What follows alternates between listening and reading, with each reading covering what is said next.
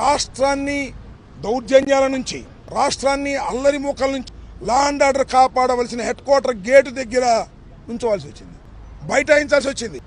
బయటేస్తే police వచ్చి ఇక్కడ మాట్లాడానికి వీళ్ళు ఎత్తేస్తా ఉన్నారు. మామూలుతో కుస్తీ పడతారా లేకపోతే రిప్రజెంటేషన్ ఇవ్వడానికి అవకాశం ఇస్తారని అడిగాం. ఇంతే. మళ్ళీ అప్పుడు పిలిచారు లోపలికి, అసిస్టెంట్ డీజీ దగ్గరికి పిలిచారు.